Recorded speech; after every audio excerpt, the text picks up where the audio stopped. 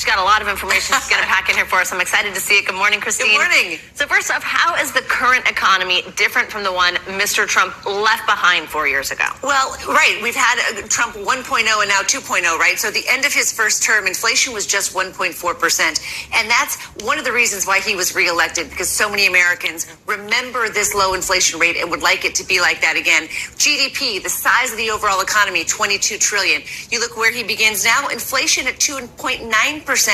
It's come down from 9%, but still, this is too high.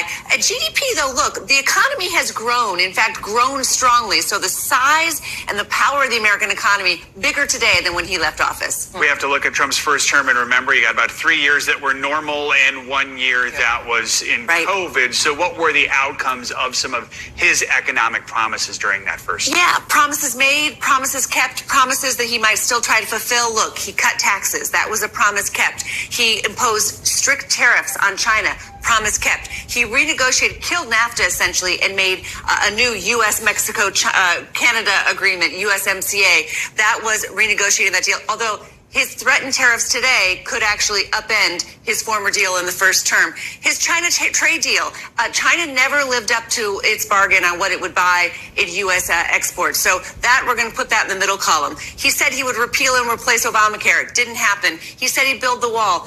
Did build some miles of the wall, but did not finish an entire wall, and that is something that he would like to really do. What about eliminating the national debt? Did not happen. Grow the economy by 4% each year because of his big tax cuts.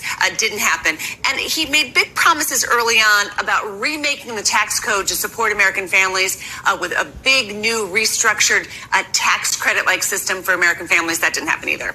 Let's talk about what he's promising this time around. What's it look like, this new agenda? So he's promising more tariffs, right? He's promising to make those tax cuts permanent. His original tax cut plan, that was permanent for businesses, temporary for middle-class taxpayers. That expires at the end of this year. He wants mass deportations, and he wants deregulation. So what does that mean? Aggressive tariffs could mean inflation and job cuts. Tax cuts, that would increase the deficit. That means there's a fight coming in Congress over that. Deportations, that will have an impact on the labor market, no question. Deregulation, something that stock investors are very interested in because deregulation is something that can boost corporate profits. So these are sort of what we're expecting in terms of his big priorities heading into this year.